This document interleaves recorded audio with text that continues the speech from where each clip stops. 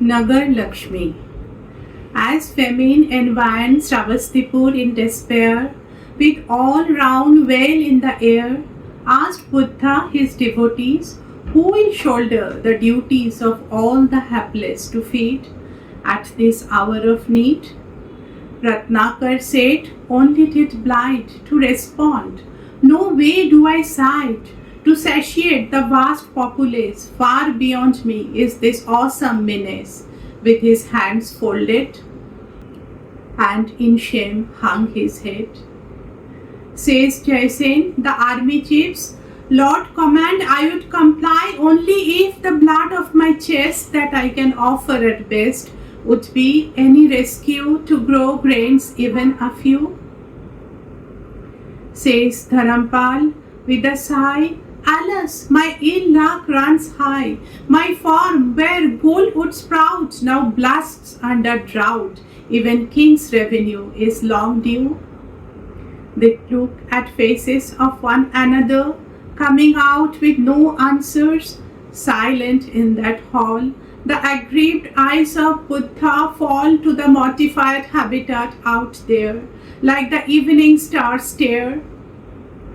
Slowly, then arose a blushing red rose, the orphaned maid, yet with grace, running down her face, compassion molten into tears, says in her humble voice melodious, Supriya, the meanest nun, takes up thy owners. All starving souls are my children. It's my duty to get them food grain. All there struck with wonder. A hermit girl, how do you dare this awful task to shoulder? Your boast rests on what treasure? She bows to all, says, I have this begging bowl. The most infirm I am, a destitute lone.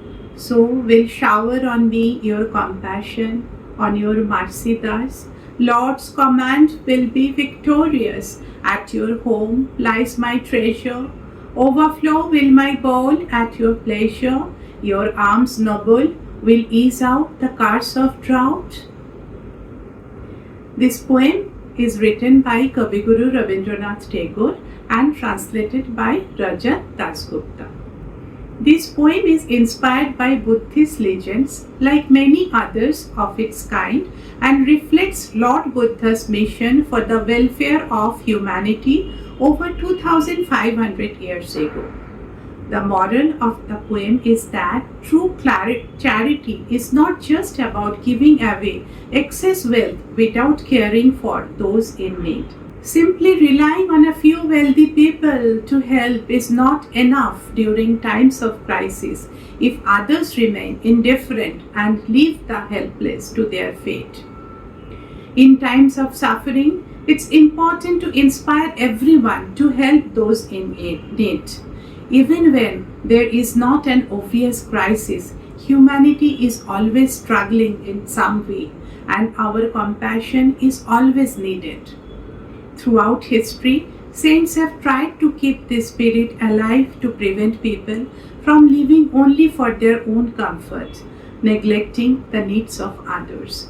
These saints, like Ramakrishna, Vivekananda, and Mother Teresa, started humbly, but their message of love inspired many to come together and contribute selflessly for noble causes. Even in today's materialistic world, their efforts to uplift humanity will continue to shine like a guiding star, showing us the right path when we lose sight of higher goals. This poem by Tagore, like many others he wrote for children, aims to instill these values and nurture them with the highest ideals. Including such works in school curricula can help shape ideal citizens for any nation.